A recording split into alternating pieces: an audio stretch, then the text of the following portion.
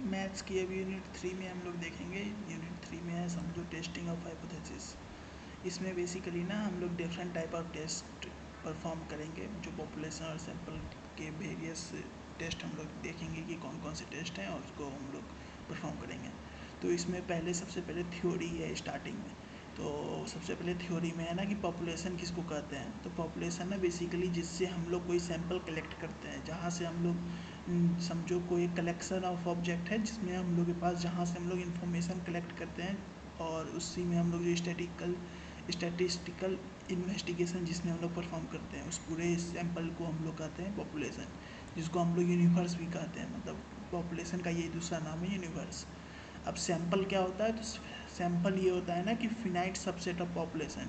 अब ये पॉपुलेशन है, ये पॉपुलेशन में ना बहुत सारे एलिमेंट है, मतलब बहुत सारे इवेंट है। अब उसमें से ना हम लोग कुछ नंबर ऑफ फिक्स्ड नंबर, जो अगर हम लोग फाइनाइट से सबसेट अगर हम लोग उसमें से निकाल लेना कुछ में, जैसे कि ना समझो कोई एक स्कूल है, उस स्कूल में ना समझो 5,000 बच्चे हैं, तो वो 5,000 बच्चे हैं, तो वो 5,000 क्या होंगे, उस स्कूल के पॉपुलेशन है। अब उस 5,000 में से ना अगर हम लोग 30 बच्चों का एक ग्रुप को सैंपल के लिए अगर हम लोग निकाल लें, कोई भी सर्वे करना है, उस सर्वे में ना 5,000 से हम लोग इंडिविजुअली जाके नहीं पूछ सकते हैं। तो अगर हम लोग को सर्वे करना है तो क्या मतलब कोई सैंपल हम लोग ले लेंगे, 30 बच्चों 30 बच्चों इसका या फिर 30-40 बच्चों का हम लोग सैंपल ले लेंगे। उस सैंपल को हम लोग एनालाइज करेंगे और उसके अकॉर्डिंग हम लोग पॉपुलेशन का बताएंगे। तो सैंपल बेसिकली क्या होता है, एक फिनाइट सबसेट ऑफ पॉपुलेशन जो है वो सैंपल होता है।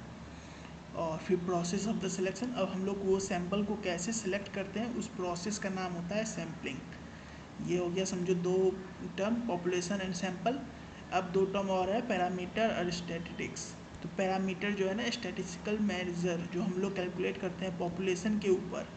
अगर पॉपुलेशन के ऊपर हम लोग कोई स्टैटिस्टिकल मेजर परफॉर्म करते हैं, उसको हम लोग कहते हैं पैरामीटर। स्टैटिस्टिकल मेजर का मतलब क्या हो गया ना कि इसमें क्या क्या आते हैं, तो मीन, वेरिएंस या फिर और भी अगर कुछ अगर होता हो, स्टैंडर्ड डेविएशन, ये सब जो भी हम लोग जो कैलकुलेट करते हैं, स्टैटिक्स के जितने भी मेजर्स हैं वो सब अगर हम लोग जो पॉपुलेशन के ऊपर अगर परफॉर्म कर रहे हैं तो उसको उसको हम लोग पैरामीटर बोलते हैं। और यही सेम चीज़ अगर हम लोग सैंपल के ऊपर कर रहे हैं, अगर हम लोग सैंपल के ऊपर अगर हम लोग स्टैटिस्टिकल मेजर कर रहे हैं तो उसको हम लोग स्टैटिस्टिक्स कहते हैं।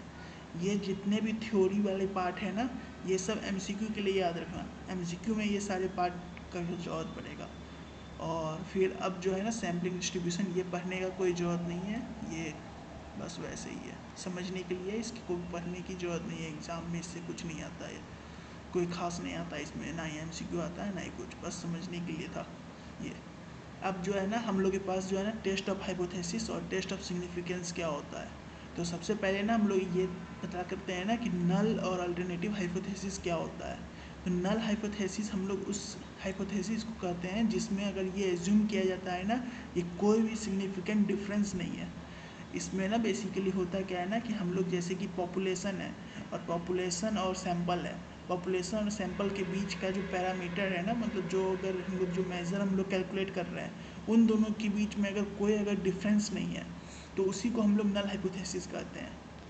तो ये इसी का ये डिफिनीसन है कि if we assume that there is no significant difference it is called the null hypothesis. ये हो गया समझो नल हाइपोथेसिस। अब जो है ना अल्टरनेटिव हाइपोथेसिस क्या होता है, तो अल्टरनेटिव हाइपोथेसिस ना इसी का उल्टा होता है। अगर ये नो सिग्निफिकेंट डिफरेंस है तो इसका उल्टा क्या होगा, कंप्लीमेंट्री का मतलब कि उल्टा, इसका उल्टा क्या होगा कि उसमें जो है ना सिग्निफिकेंट डिफरेंस होता है। तो ये जो है ना हाइपोथेसिस को, अब ये अगर इसी का जो उल्टा जिसमें अगर सिग्निफिकेंट डिफरेंस अगर हो उसको हम लोग कहेंगे अल्टरनेटिव हाइपोथेसिस। और नल हाइपोथेसिस को हम लोग डिनोट करते हैं H0 से, और अल्टरनेटिव हाइपोथेसिस को हम लोग डोनेट करते हैं H1 से। ये दो टर्म हो गए। अब ये दोनों टर्म के ना अब इसी प्रोसीजर को डिसाइड करने के लिए अगर कोई एक प्रोसीजर है, उस प्रोसीजर से अगर हम लोग को ये पता चले ना कि ये जो है नल हाइपोथेसिस जो है उसको एक्सेप्ट करना है या रिजेक्ट करना है, उस प्रोसीजर को हम लोग कहते हैं टेस्ट ऑफ हाइपोथेसिस। ये टेस्ट ऑफ हाइपोथेसिस से हम लोग बेसिकली कर क्या रहे हैं ना, तो ये हम लोग ये बता रहे हैं ना कि जो H0 हम लोग, ये जो H0 है, H0 मतलब नल हाइपोथेसिस, ये जो H0 जो हम लोग डिफाइन किए हैं ये हम लोग एक्सेप्ट करेंगे या नहीं करेंगे। ये बस ये सिंपल काम है टेस्ट ऑफ हाइपोथेसिस का। अब जो है ना सिग्निफिकेंट और इनसिग्निफिकेंट, ये जो अब ऊपर में जो टर्म था ना टेस्ट ऑफ सिग्निफिकेंस, तो टेस्ट ऑफ सिग्निफिकेंस के लिए जो सिग्निफिकेंट और इनसिग्निफिकेंट का जो टर्म है ना, वो सिग्निफिकेंट और इनसिग्निफिकेंट का मतलब क्या होता है।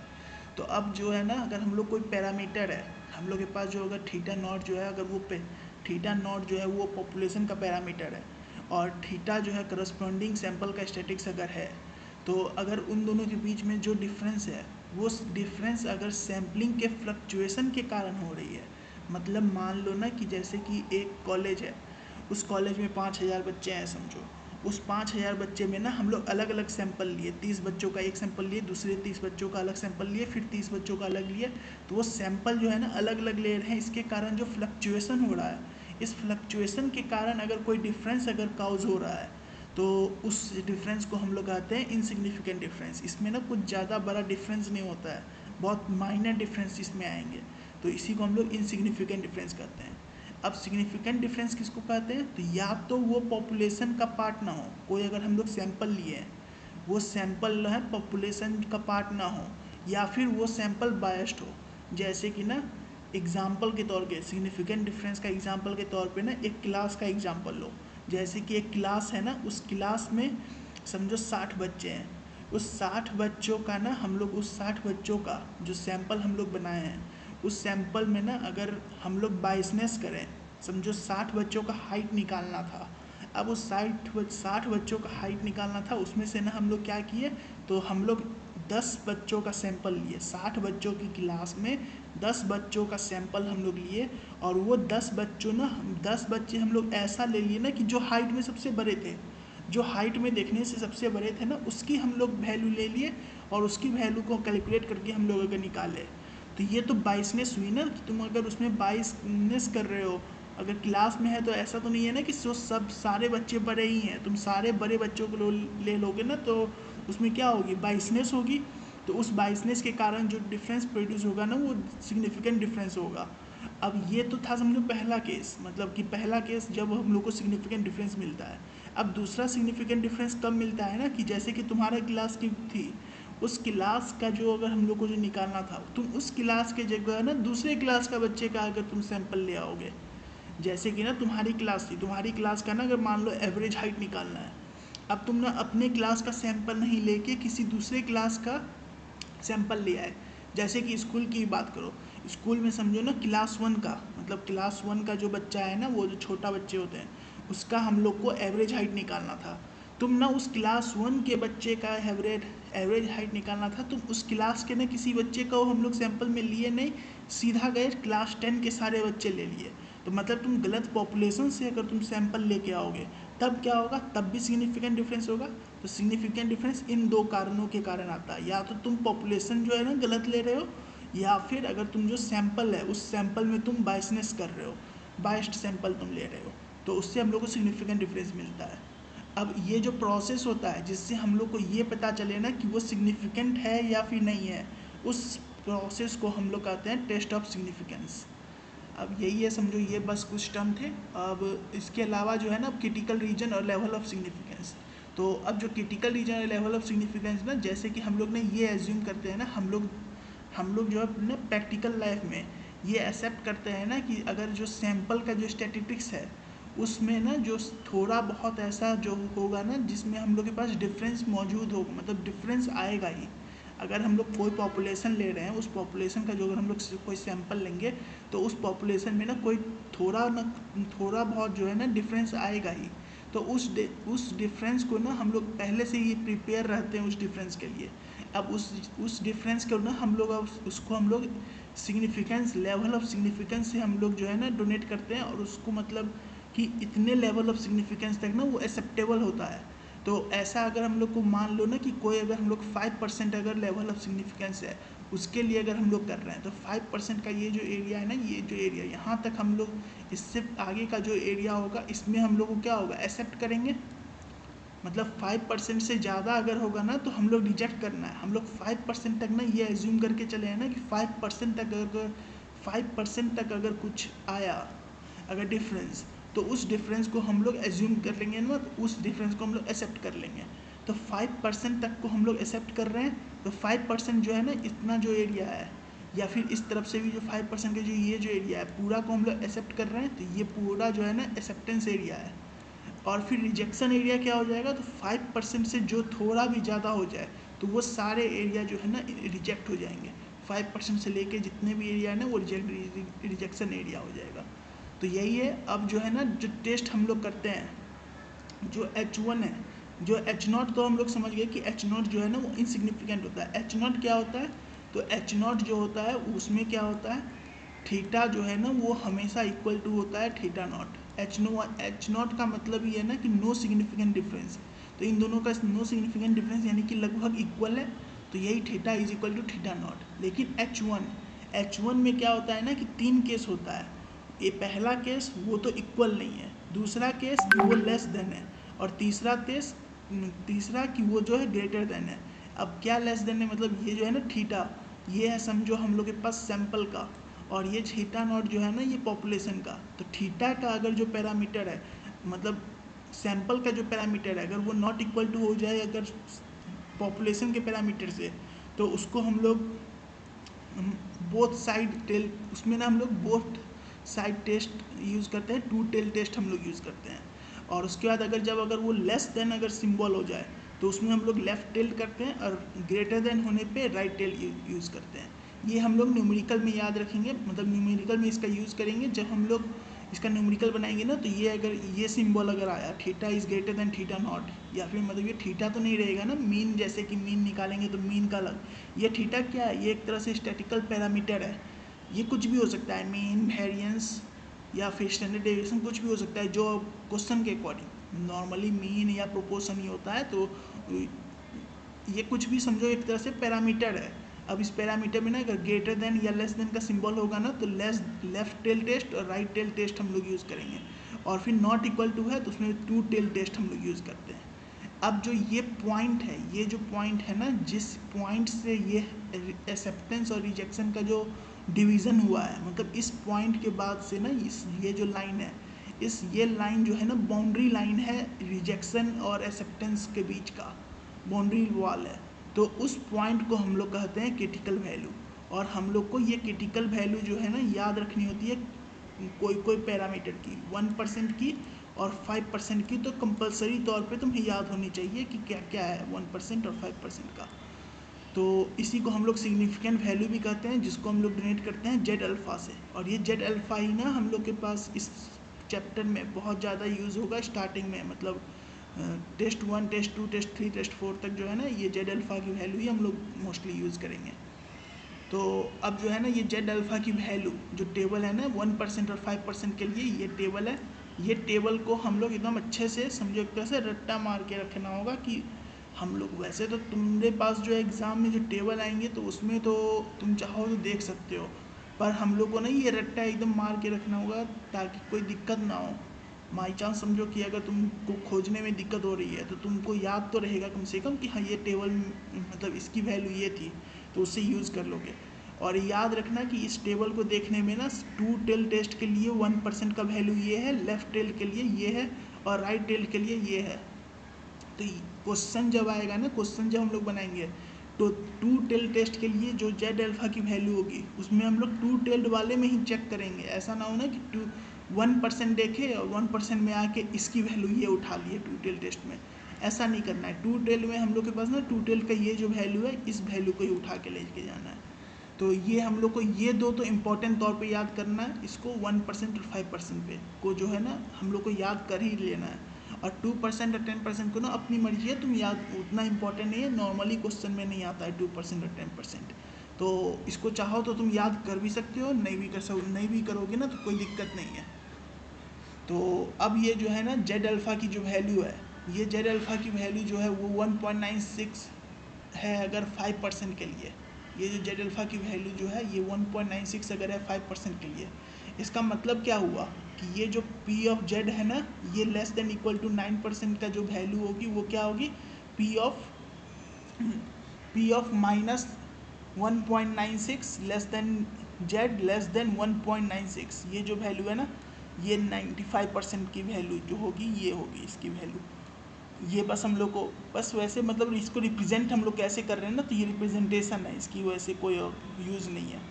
अब जो है ना यहाँ से अब मेन हम लोग के पास चैप्टर वो अभी जो ऊपर में जितने चीज़ थे ना इसमें, तो ये तो एमसीक्यू मतलब ये तो हम लोग के पास जो है ना मोस्टली चीज़ वो एमसीक्यू में आएगा।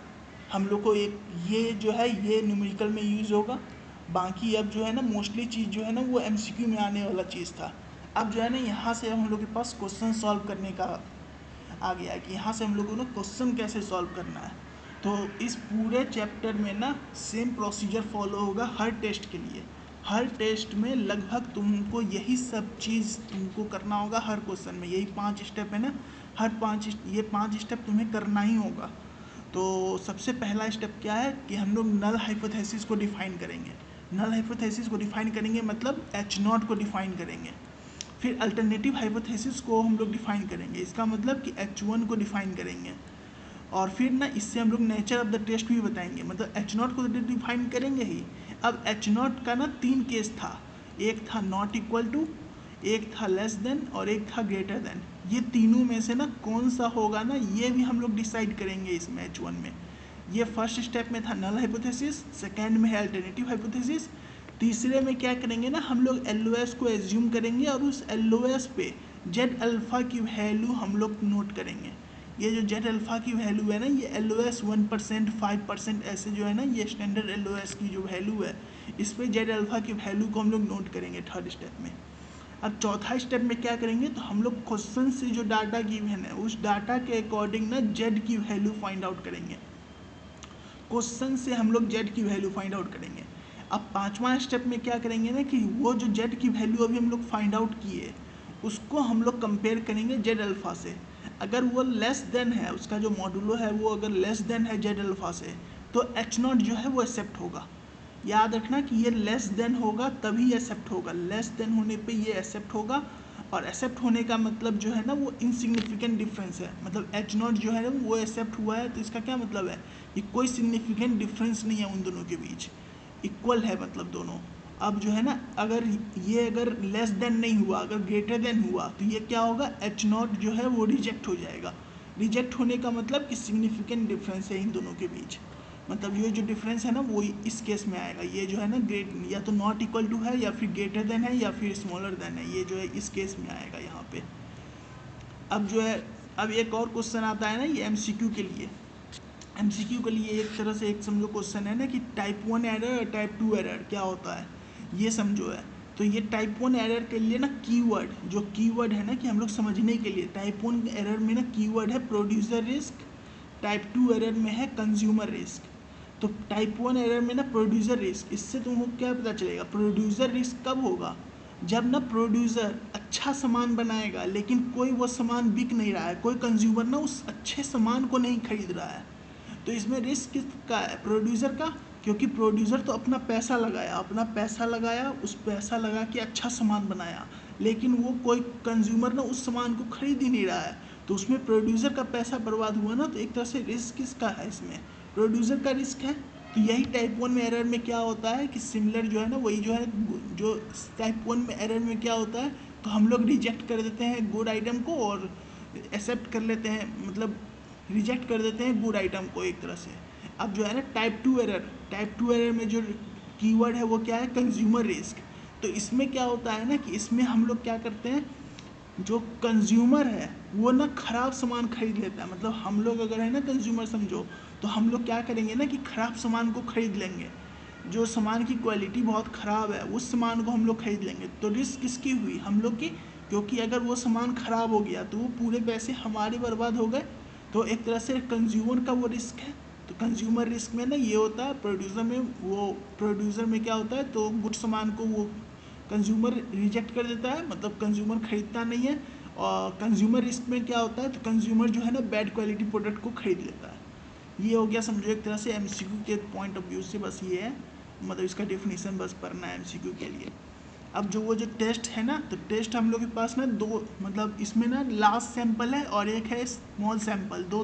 सैंपल जो है ना दो टाइप के होते हैं, पहला लास्ट सैंपल और स्मॉल सैंपल, दोनों के लिए अलग अलग टेस्ट है। तो लास्ट सैंपल के लिए ना टेस्ट नंबर 1 जो है, लास्ट सैंपल के लिए टेस्ट नंबर 1 वो क्या है कि test of significance between the difference between sample proportion and population proportion, इसका ना हम लोग टेस्ट करेंगे सैंपल प्रोपोर्शन का और पॉपुलेशन प्रोपोर्शन का। हम लोग को ना क्वेश्चन में सैंपल भी गिवन होगा और पॉपुलेशन का भी प्रोपोर्शन गिवन होगा। अगर इन दोनों का अगर प्रोपोर्शन अगर हम लोग को गिवन है तब हम लोग के पास ना टेस्ट 1 यूज़ करेंगे। तो टेस्ट 1 का फॉर्मूला क्या होता है, हम उसमें बोले थे ना कि जो प्रोसीजर जो है यहाँ जो ये प्रोसीजर था ना, ये प्रोसीजर हर टेस्ट में सेम होगा। डिफरेंस क्या होगा, ये जो टेस्ट स्टैटिस्टिक्स का ये जो फार्मूला है ना, ये फार्मूला हर एक में चेंज होगा। ये फार्मूला ही इंपॉर्टेंट है इस पूरे चैप्टर में ना। फार्मूला हम लोग को हर टेस्ट का मालूम होना चाहिए कि ये फार्मूला इस टेस्ट का है और उसको हम लोग को यूज़ करना है। तो इस क्वेश्चन में जो ये टेस्ट 1 है ना, टेस्ट 1 का फॉर्मूला ये है, z is equal to P minus P upon root under P Q upon N.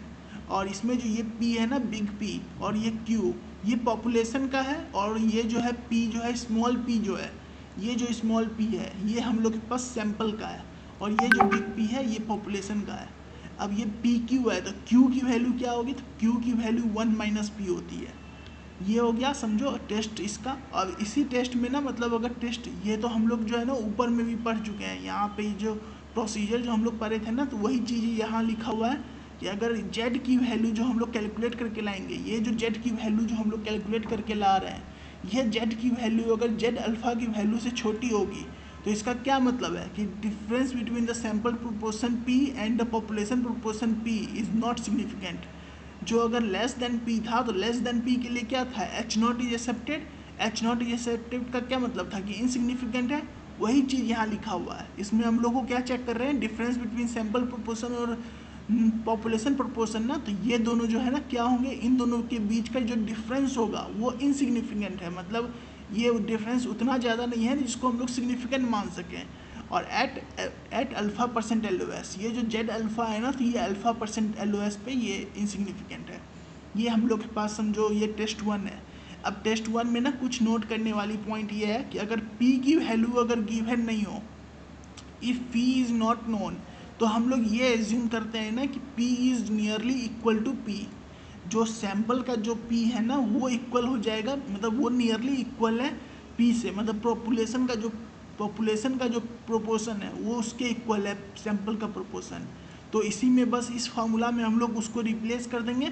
तो उसमें हम लोग रिप्लेस करेंगे तो क्या होगा, z is equal to P minus P और root under P Q upon n. इसमें देखो ये जो p था, ये जो पी क्यू है ये अब स्मॉल पी क्यू है, यहाँ पे जो है ना ये बिग पी क्यू था, इसको हम लोग ना बेसिकली रिप्लेस कर दिए हैं क्योंकि ये p गिवन नहीं था। p जो है ना ये नॉट ए नोन है, p जो है एज्यूम्ड है, तो ये जो है ना नॉट नोन था, इसीलिए हम लोग इसको रिप्लेस कर दिए। अब तुम लोग ये पूछोगे ना कि यहाँ पे ये p हम लोग क्यों नहीं रिप्लेस किए, तो ये p ना हम लोग एज्यूम करते हैं ना कि ये एज्यूम्ड p है, तो इसीलिए ना हम लोग इस p का ना हम लोग को न्यूमेरिकल में ना, न्यूमेरिकल इसका नहीं आएगा तुमको कभी भी ऐसा ना कि जिसमें हम लोग के पास ये पॉपुलेशन हम लोग को गिवन ना हो, वो न्यूमेरिकल में काम नहीं आएगा। क्योंकि न्यूमेरिकल में अगर ये आता ना कि न्यूमेरिकल में अगर तुमको ये p गिवन नहीं है तो तुम अगर न्यूमेरिकल बनाने जाओगे तो p माइनस पी करके ज़ीरो कर दोगे, तो ज़ीरो ऐसा नहीं होता है कि ज़ीरो हो जाए। तो इसमें ना ये जो p है, ये p ना हम लोग किसके लिए यूज़ करते हैं, तो वो एज्यूम्ड p करके, और इसमें ना 95% कॉन्फिडेंस लिमिट निकालने के लिए हम लोग यूज़ करते हैं। तो 95% confidence limit for the p जो है वो जो अभी नॉट नोन है, if p is not known, इस केस में क्या होता है, तो 95% कॉन्फिडेंस लिमिट हम लोग फाइंड आउट करते हैं। तो p माइनस पी और root under P Q upon N, ये जो root under P Q upon N इसीलिए ये लिया ना क्योंकि p जो है वो गिवन नहीं थी, वो इसकी वैल्यू जो है नहीं यहाँ से हम लोग लिए। ये लेस देन इक्वल टू 1.96, 1.96 ये कहाँ से आया, तो ये जो है ना 95% कॉन्फिडेंस लिमिट है। इसका क्या मतलब है कि 5% LOS है, लेवल ऑफ सिग्निफिकेंस जो है वो 5% है, मतलब 100 माइनस 95 किए हैं इसमें हम लोग, 100 माइनस 95 हम लोग किए हैं 95% कॉन्फिडेंस लिमिट के लिए। तो 5% LOS की वैल्यू क्या थी, 1.96, ऊपर में जो टेबल है उसमें 5% की वैल्यू क्या थी, 1.96। तो यही चीज़ हम लोग किए। अब इसी चीज़ में ना ये मॉडुलो लगा हुआ था, p माइनस p का मॉडुलो था। मॉडुलो को हटाने के लिए क्या करते हैं हम लोग, माइनस और प्लस में हम लोग करते हैं, मतलब minus 1.96 less than equal to p minus P upon root under P Q upon N, फिर लेस देन, अब ये माइनस था तो इसमें क्या होगा प्लस, तो प्लस 1.96। अब इसी चीज़ में ना ये क्रॉस मतलब root under P Q upon N ये हटना चाहिए यहाँ बीच वाले से, तो इसके लिए क्या करेंगे, तीनों में root under P Q upon N से मल्टीप्लाई करेंगे। तो तीनों में मल्टीप्लाई करेंगे तो इसमें मल्टीप्लाई होके ये आया, इसमें मल्टीप्लाई होके ये आया, और इसमें अगर वो मल्टीप्लाई होगा तो यहाँ पे मल्टीप्लाई, और ये दोनों आपस में कट जाएंगे, तो ये बस ये बचा p माइनस पी बचा। अब जो है ना p माइनस पी बचा, हम लोग को निकालना किसका है, p का। ये 95% कॉन्फिडेंस लिमिट फॉर क्या है, p का हम लोग को निकालना है। तो ये p को भी हम लोग हटाना है, तो ये p को हटाने के लिए क्या करेंगे, प्लस p करना होगा। तो प्लस p हम लोग सब में अगर कर दें तो सब में प्लस p करने पे क्या होगा, p माइनस 1 पॉइंट ये value is less than p, फिर less than p plus 1.96 into root under P Q upon N. ये हम लोग के पास वो वैल्यू आ गया कॉन्फिडेंस लिमिट। ये जो है ना कॉन्फिडेंस लिमिट की जो एक तरह से फार्मूला ही बन गया। ये फार्मूला ना अगर हम लोग को कभी मान लो कि अगर कभी कोई ऐसा एमसीक्यू आ जाए जो छोटा, मतलब ये छोटा एमसीक्यू का बात है ना, इसमें तुमको ना डायरेक्ट पी और क्यू की वैल्यू गिवन होगी। P और Q की वैल्यू अगर गिवन है, N की वैल्यू गिवन है, तो तुमको अगर ये P का जो हम लोग के पास रेंज है का पूछेगा कि 95% कॉन्फिडेंस लिमिट बताओ, तो ये हम लोग को डायरेक्ट फार्मूला से निकल जाएगा ना, तो इसको हम लोग ऐसे ही सॉल्व कर लेंगे इस मतलब ये फार्मूला से। ये एक तरह से ना 95% कॉन्फिडेंस लिमिट का फार्मूला है। और ये बस वही चीज़ है कि अगर P नॉट नोन है तो वही चीज़ को हम लोग लिखा गया है, ये कोई और दूसरा चीज़ नहीं है। अब जो है ना हम लोग क्वेश्चन देखते हैं, ये तो था ऊपर में कि हम लोग 1% में कर क्या रहे हैं। अब जो है ना क्वेश्चन देखते हैं कि क्वेश्चन कैसे आते हैं। तो समझो क्वेश्चन ये है ना कि experience has shown that 20% of the manufacture product is of top quality. तो ये एक तरह से ना पॉपुलेशन का हम लोग के पास दिया हुआ है कि एक्सपीरियंस बता रहा है, मतलब अभी तक जो है ना हम लोग पूरा जो देखे हैं अभी एक्सपीरियंस कर रहे हैं, उसमें उससे ये पता चल रहा है ना कि 20% जो मैन्युफैक्चर प्रोडक्ट है वो टॉप क्वालिटी का है। तो ये जो बिग पी है, पॉपुलेशन का जो प्रोपोर्शन है, वो क्या गिवन है 20%। तो 20% इक्वल टू क्या होता है 20/100, यानी कि 1/5। ये हो गया 1/5। अब जो है ना ये बोल रहा है ना कि in 1 day production of 400 article only 50 are of top quality. तो एक तरह से ये सैंपल लिया है, मतलब एक दिन हम लोग जो है ना सालों से इसको देखते आ रहे हैं, उसमें हम लोग को 20% वो टॉप क्वालिटी का लगा। अब एक दिन में ना 400 प्रोडक्शन हुआ, उसमें से 50 ही जो है टॉप क्वालिटी का था। तो एक तरह से ना वो सैंपल हम लोग ले रहे हैं कि सैंपल जो है ना 400 का सैंपल था, उस 400 का सैंपल में 50 जो है गुड क्वालिटी का था। तो इसका हम लोग प्रोपोर्शन क्या होगा, इसका P जो है क्या होगा, तो वो 50 डिवाइडेड बाई 400, 50 जो है टॉप क्वालिटी का था और टोटल नंबर कितना था 400, तो 50 डिवाइडेड बाई 400 यानी कि 1/8। ये हो गया हम लोग के पास P और P, मतलब बड़ा P का वैल्यू आ गया, छोटा P का भी वैल्यू आ गया। तो अब हम लोग अब जो है ना ये जैसे ही वैल्यू आ गया, ये वैल्यू आने के बाद हम लोग क्या करेंगे, वही प्रोसीजर का जो 5 प्रोसीजर था ना वही फॉलो करेंगे। सबसे पहले क्या है, नल हाइपोथेसिस डिफाइन करेंगे, फिर उसके अल्टरनेटिव हाइपोथेसिस का डिफाइन करेंगे, फिर LOS को एज्यूम करके फिर जेड का वैल्यू निकालेंगे, फिर जेड को जेड अल्फा से कंपेयर करेंगे। ये काम हम लोग को करना है। तो उस क्वेश्चन में ना हम लोग को यही काम बस करना बाकी है। तो H0 को सबसे पहले डिफाइन करेंगे, नल हाइपोथेसिस को। ये नल हाइपोथेसिस हम लोग डिफाइन किए। नल हाइपोथेसिस में क्या बोले थे कि नल हाइपोथेसिस में क्या होता है, हमेशा वो इक्वल होता है, जो भी थीटा की वैल्यू है वो थीटा नॉट से इक्वल होती है। तो इसमें थीटा मतलब सैंपल की, तो सैंपल का ये P है और ये पॉपुलेशन का है, तो सैंपल का जो प्रोपोर्शन है वो इक्वल टू पॉपुलेशन का प्रोपोर्शन। अब H1 जो है ना ये पहला स्टेप हो गया। दूसरा स्टेप में क्या था, H1 को हम लोग डिफाइन करना था, अल्टरनेटिव हाइपोथेसिस को। तो अल्टरनेटिव हाइपोथेसिस में क्या करेंगे हम लोग को ना, अल्टरनेटिव हाइपोथेसिस का क्या था, एक था नॉट इक्वल टू का साइन, एक था लेस देन का, एक था ग्रेटर देन का। तो हम लोग को ना ये पहचानना आना चाहिए क्वेश्चन में कि ये क्वेश्चन में ना इक्वल मतलब नॉट इक्वल टू यूज़ करेंगे या लेस देन यूज़ करेंगे या ग्रेटर देन यूज़ करेंगे।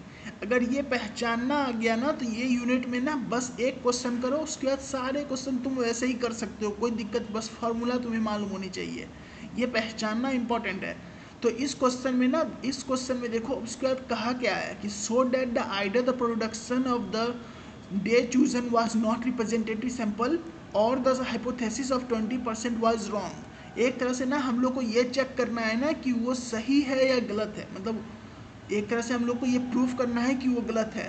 तो ये प्रूफ करने के लिए कि वो गलत है उसके लिए क्या होगा, इसको हम लोग डिफाइन करेंगे ना कि या तो वो सही है या गलत है। तो ये सही कब होगा, जब ये इक्वल टू का था, वो सही था। अब गलत के लिए क्या होगा, तो नॉट इक्वल टू का जो सिंबल है ना, एक तरह से सही है या गलत है ये चेक करना है। तो नॉट इक्वल टू का सिंबल हम लोग यूज़ करेंगे, H1 is equal to P not equal to P। ये हम लोग के पास ये जो है ये क्या डोनेट करता है, सिग्निफिकेंट जो है ना, सिग्निफिकेंट डिफरेंस है, ये हो गया। अब नॉट इक्वल टू है, तो नॉट इक्वल टू के लिए क्या मतलब है, नॉट इक्वल टू का मतलब क्या है, तो देखो यहाँ पे जो था ना नॉट इक्वल टू, इस नॉट इक्वल टू का मतलब क्या था, टू टेल टेस्ट यूज करेंगे। तो इसी क्वेश्चन में हम लोग लिखेंगे ना कि नॉट इक्वल टू जो था, तो नॉट इक्वल टू से हम लोग को क्या मतलब पता चला कि two tail test will be used. अब जो है ना, जो थर्ड स्टेप था क्या था, LOS को डिफाइन करते थे। LOS हम लोग एज्यूम करेंगे, लेट LOS भी 5%। 5% LOS पे ना जेड अल्फा की वैल्यू हम लोग फाइंड आउट करेंगे। तो जेड अल्फा की वैल्यू क्या है, 1.96। ये जेड अल्फा की वैल्यू जो है ना, हम लोग टेबल से, वो जो टेबल ऊपर में था ना, जो ये ऊपर में जो टेबल बना हुआ था जिसको बोले थे कि याद करना है, उससे हम लोग देखेंगे जेड अल्फा की वैल्यू 1.96 आई। अब जेड पॉइंट मतलब जेड अल्फा की वैल्यू आ गई, तो हम लोग के पास स्टेप 4 में क्या था, जेड का वैल्यू फाइंड आउट करना। तो जेड का फॉर्मूला क्या है, जेड का यही फॉर्मूला है यहाँ पे, ये जेड का ये फॉर्मूला है, इस फॉर्मूला से हम लोग उसमें वैल्यू पुट करेंगे, वैल्यू बस पुट कर देना है। जेड की फॉर्मूला ये है, इस फॉर्मूला में बस वैल्यू पुट करना है। पी की वैल्यू 1/8 है, बिग पी की वैल्यू 1/5 है, फिर बिग पी की वैल्यू 1/5 है, और क्यू जो है वो क्या होता है, 1 माइनस पी, 1 माइनस पी यानी कि 1 माइनस 1/5 इक्वल टू 4/5। तो यहीं से ये 4/5 आया, तो 4/5 डिवाइडेड बाई एन। इसमें n कितना है, तो n जो है ना 400 आर्टिकल का सैंपल लिए, n का मतलब ना कि सैंपल कितना बड़ा है, तो 400 आर्टिकल का सैंपल था, तो ये n इक्वल टू 400 है। बस इसको हम लोग को सॉल्व करना है। इसको सॉल्व करके हम लोग ये ना सॉल्व करना कैलकुलेटर से, कैलकुलेटर अलाउड है, कैलकुलेटर खरीद लेना। इस सिटी में कैलकुलेटर का बहुत इंपॉर्टेंस है, कैलकुलेटर के बिना जल्दी काम नहीं चलेगा, तो कैलकुलेटर खरीद लेना। तो कैलकुलेटर से इसको हम लोग कैलकुलेट करेंगे तो आएगा -3.75। अब जो है ना इसी का जो मॉडुलो, इसी का मॉडुलो है वो क्या होगा, 3.75 जो है वो इसका मॉडुलो होगा, वो क्या है 1.96 से बड़ा है, ग्रेटर देन 1.96 है, मतलब जेड अल्फा से। तो ग्रेटर देन है, इसका क्या मतलब है कि डिफरेंस जो है वो सिग्निफिकेंट है, difference between P and P जो है वो सिग्निफिकेंट है एट 5% LOS। और इसका क्या मतलब कि H1 जो है, मतलब H0 जो है, H0 रिजेक्ट हो गया। ऊपर में था ना ये जो हम लोग जो बना रहे थे, कहाँ गया, ये जो है, इसमें जो है H0 जो है वो अगर लेस देन अगर है तो एक्सेप्ट होगा, और एल्स में क्या है, एल्स का मतलब कि ग्रेटर देन जब होगा तो रिजेक्ट होगा H0। तो H0 अगर रिजेक्ट हुआ तो इसका क्या मतलब है कि मतलब पहला मतलब ये इनसिग्निफिकेंट है, तो मतलब ये सिग्निफिकेंट डिफरेंस है, तो सिग्निफिकेंट है, तो इसको हम लोग क्या कर सकते हैं कि ये जो रिजल्ट है ना, ये रिजल्ट गलत था, तभी ये सिग्निफिकेंट। अगर ये रिजल्ट सही होता ना तो इनसिग्निफिकेंट आता, रिजल्ट गलत था, तो वही मतलब production of the chosen day was not representative sample, या फिर 20% हाइपोथेसिस जो था ना वो गलत था। ये हो गया क्वेश्चन का पहला पार्ट। अब दूसरा पार्ट में क्या कहा है ना कि फाइंड द 95% कॉन्फिडेंस लिमिट।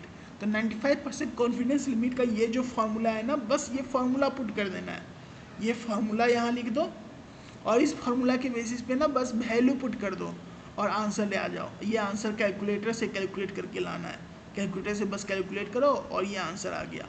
तो ये ना बस हम लोग को इतना ही सिंपल है, मतलब स्टार्टिंग में तो बस सिंपल ही रहता है, तो बस ऐसे ही सॉल्व करना है। अब जो है ना हर क्वेश्चन ऐसे ही सॉल्व करना है। मेन काम क्या है ना, तो तुमको ये पता करना है H1 में कि ये लेस देन होगा या इक्वल टू, मतलब नॉट इक्वल टू होगा या ग्रेटर देन होगा। तो इस वाले में ना लेस देन कैसे आया ये हम बता देते हैं कि ये लेस देन कैसे आया, क्योंकि बाकी क्वेश्चन तो तुम लोग खुद से भी बना लोगे। इसमें ना ये जैसे कि क्वेश्चन है ना, fertility rate of the typhoid patient is believe to be, मतलब ये जो है ना फर्टिलिटी रेट समझो सारे का, एक तरह से समझो ना। इस क्वेश्चन को समझने के लिए मान लो कि ये गाजियाबाद है, पूरा गाजियाबाद है ना, इस पूरे गाजियाबाद में जितने भी हॉस्पिटल हैं सबका फर्टिलिटी रेट मिला के, सबका मिला के अगर जो फर्टिलिटी रेट है वो है 17.26%। ये तुम्हारा गाजियाबाद का फर्टिलिटी रेट है। अब जो है ना एक साल में, पिछले एक साल ना समझो 2021 का मान लो कि 2021 में ना एक पार्टिकुलर हॉस्पिटल में, एक हॉस्पिटल है, समझो कोई भी एक हॉस्पिटल है, उस हॉस्पिटल में ना समझो जो 810 पेशेंट आए थे टाइफाइड के 810 पेशेंट आए थे, और उसमें से जो है ना 63 पेशेंट मर गए। अच्छा, इसमें ना ये जो क्वेश्चन है इसमें गलत है, यहाँ पे देखो ये वैल्यू जो है ना 67 और 640 है, तो यहाँ पे ये ना 840 नहीं है, ये 640 है, ये 840 नहीं है, ये 840 था ना, ये 840 नहीं है, ये 640 है, और ये 63 जो है ना, ये 63 नहीं है, 67 है। ये हम लोग के पास मतलब कुछ एरर है, मतलब वो मतलब क्वेश्चन लिखने में गलती है। तो मतलब जो भी हो, मतलब अगर ये जो वैल्यू है, अब इसकी जो है ना, इसकी जो फर्टिलिटी रेट मतलब इतने पेशेंट अटेंड हुए, उसमें से इतने मर गए, तो ये बताना है ना कि can you consider the hospital efficient. तो तुम ये कह सकते हो कि ये हॉस्पिटल बाकी हॉस्पिटल से अच्छा था, इफिशिएंट है, ये तुम्हें पता करना है। तो इसका क्या मतलब है, एफिशिएंट कब होगा, कोई भी हॉस्पिटल एफिशिएंट कब होगा, जब उसकी फर्टिलिटी रेट, जो ये गाजियाबाद है, इस पूरे गाजियाबाद का फर्टिलिटी रेट इतना है, ये ना इफिशिएंट कब होगा, जब इस हॉस्पिटल का जो फर्टिलिटी रेट है वो क्या होगा, लेस देन होगा। गाजियाबाद का जो है ना, वो गाजियाबाद से लेस देन, अगर सिंबल में ना यहाँ पे ये जो वैल्यू आया, जो फर्टिलिटी रेट आया हॉस्पिटल का, यहाँ पे समझो फर्टिलिटी रेट अगर आया, तो ये जो भी वैल्यू आया वो लेस देन अगर होगा, तभी हम लोग कह सकते हैं कि ये एफिशिएंट है, मतलब उसमें ना कम आदमी मर रहे हैं, मतलब कम रेशियो में आदमी मर रहे हैं, तो उसको हम लोग एफिशिएंट मतलब लेस देन पे कहेंगे। वही चीज़ हम लोग यहाँ पे किए हैं, H1 को हम लोग जो है क्या किए, P लेस देन P, मतलब ये जो सैंपल है ना, सैंपल जो था 640 पेशेंट का और 67 पेशेंट डाइड का, ये जो सैंपल है वो लेस देन P अगर होगा, तभी हम लोग कह सकते हैं कि एफिशिएंट है। और बाकी सारा काम जो है ना वही करना है। सबसे पहले H0 को हम लोग ऐसे डिफाइन किए, H1 को डिफाइन किए, अब H0 में ना लेस देन का सिंबल है, तो लेस देन का सिंबल है तो क्या होगा, वन टेल टेस्ट यूज होगा। ऊपर में जो है ना, ऊपर में जो लिखा हुआ था लेस देन का, तो उसमें क्या था, वन टेल टेस्ट यूज होगा।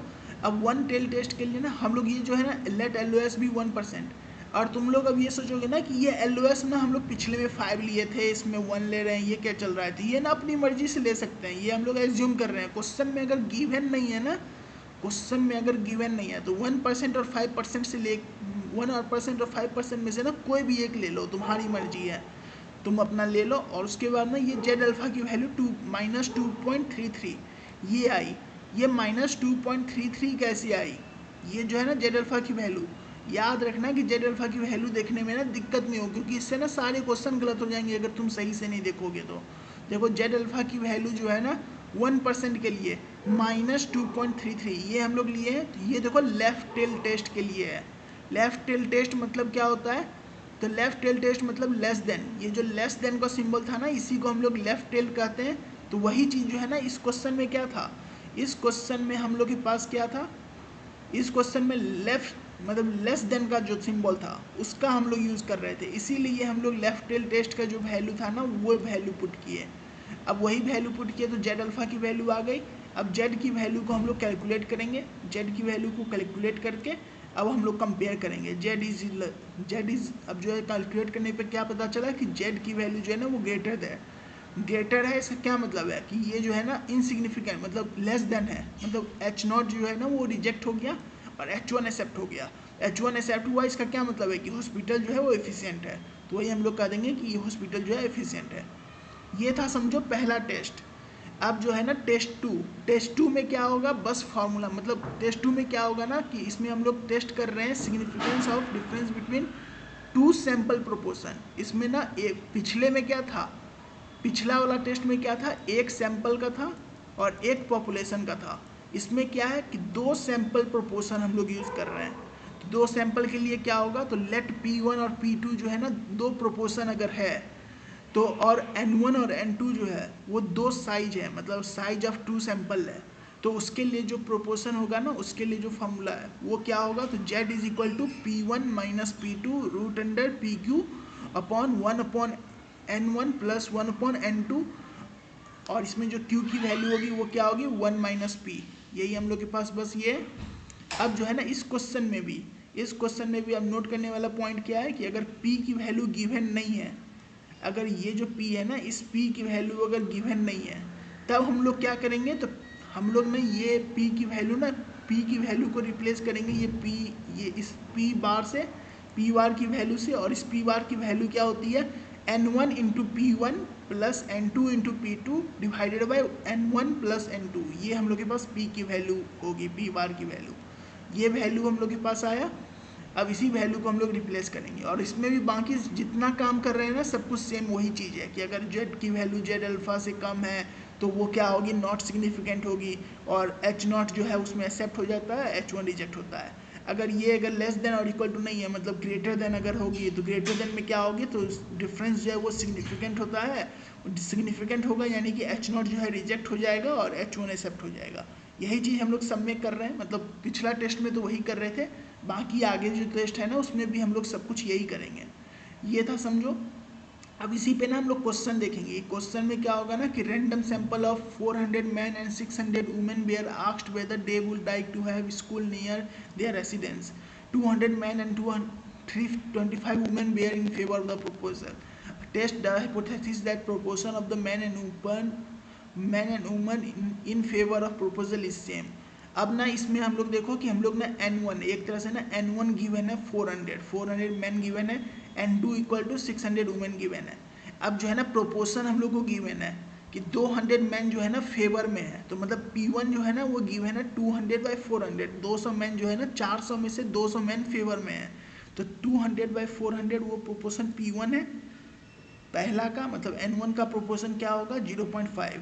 अब जो है ना N2 इसका प्रोपोर्शन क्या होगा, P2 इज इक्वल टू, इसमें 325 वुमेन जो है ना वो फेवर में थी, 325 डिवाइडेड बाई 600 ये फेवर में थी, तो P2 की वैल्यू ये आ गई। अब जो है ना हम लोग को ये टेस्ट करना है, टेस्ट द हाइपोथेसिस कि ये जो है ना इन फेवर ऑफ द सेम, अगर ये जो है ना ये हम लोग को चेक करना है ना कि वो सेम है या नहीं।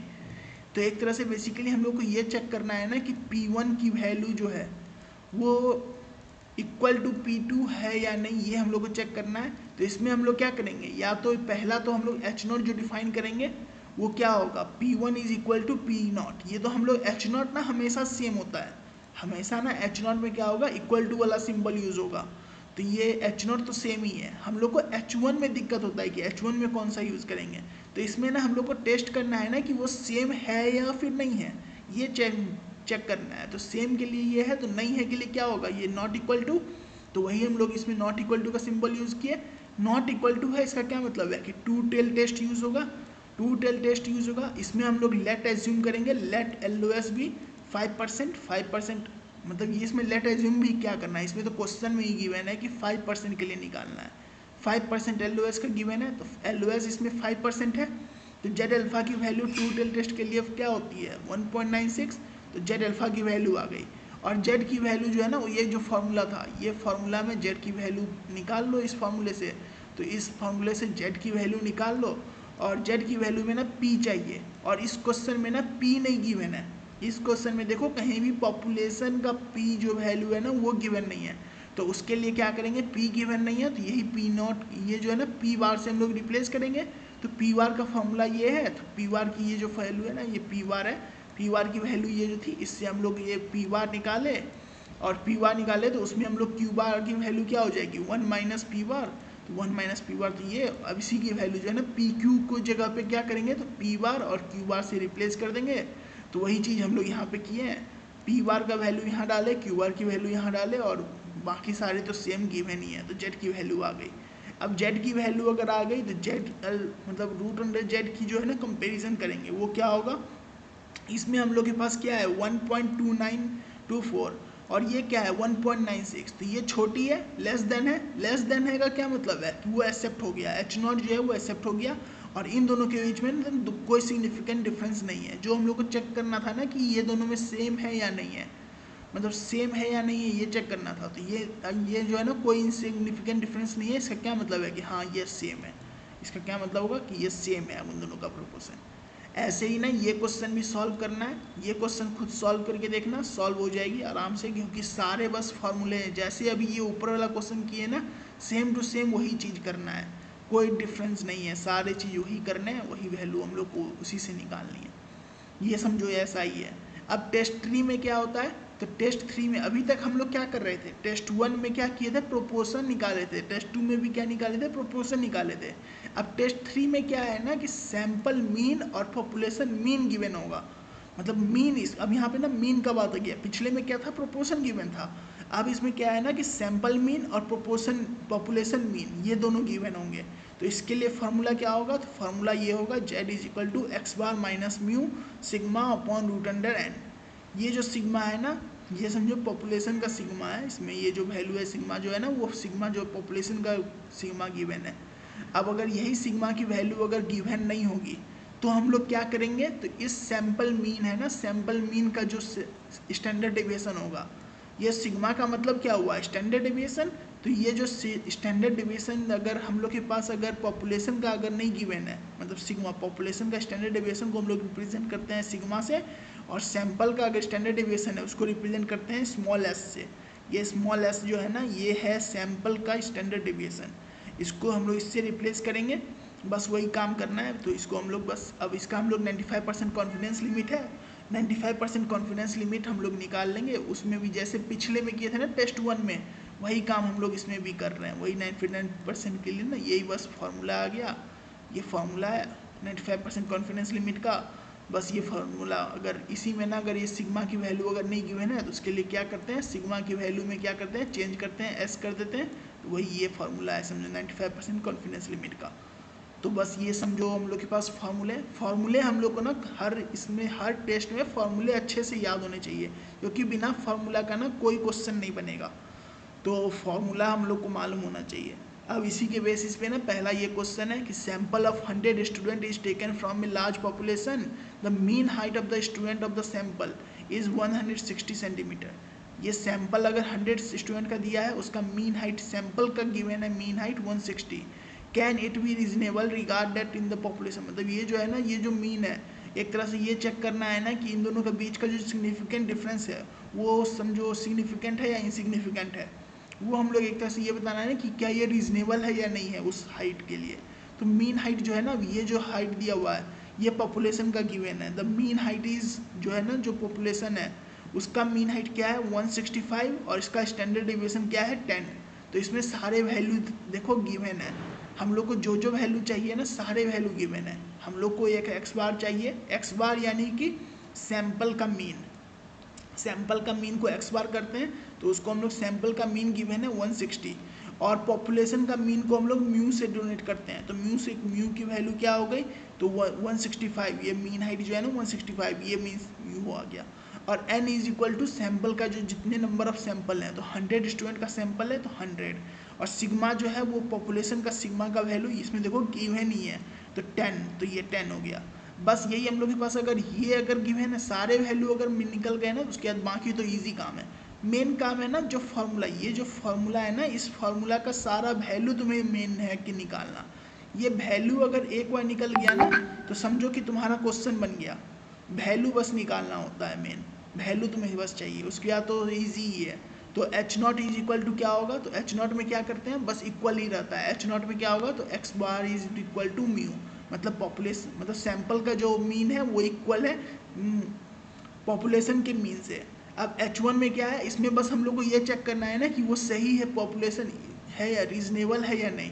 तो उसके लिए क्या होगा, नॉट इक्वल टू, ये याद रखो ना कि एक तरह से ना ये एक तरह से ट्रिक जैसा समझो ना कि not equal to less than और ग्रेटर देन, इसमें ना हम लोग कब यूज़ करते हैं, जैसे कि हॉस्पिटल वाला में था ना, तो हॉस्पिटल वाला में एक तरह से कंपैरिजन वाली फीलिंग आ रही थी, कंपैरिजन वाली फीलिंग आ रही थी, तब वो लेस देन के सिंबल थे कि एक तरह से ना बाकी हॉस्पिटल से हम लोग कंपेयर कर रहे थे उस एक हॉस्पिटल को।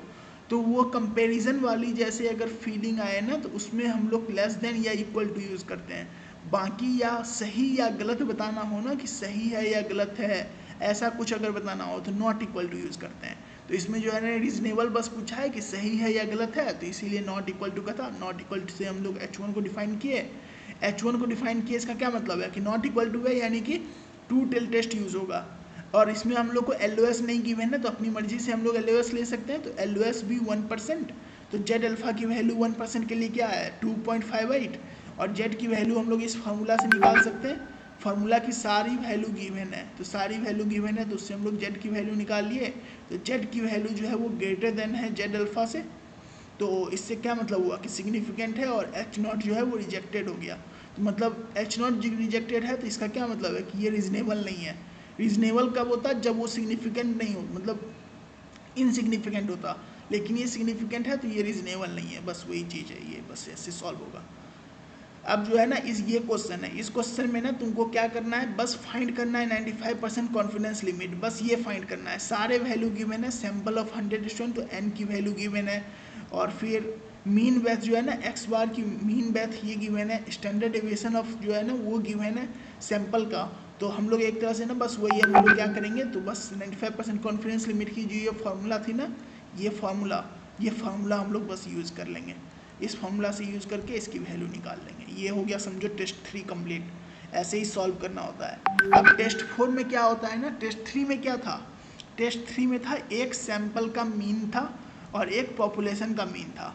अब इसमें क्या है ना, जैसे पिछले वाले में टेस्ट 1 में क्या था, एक सैंपल का प्रोपोर्शन, एक पॉपुलेशन का प्रोपोर्शन, ये गिवन था। दूसरा टेस्ट में क्या था, तो 2 सैंपल का प्रोपोर्शन गिवन था। इस वाले में अब टेस्ट 3 में क्या था, 1 सैंपल का प्रोपोर्शन और 1 पॉपुलेशन का, मतलब 1 सैंपल का मीन और 1 पॉपुलेशन का मीन है।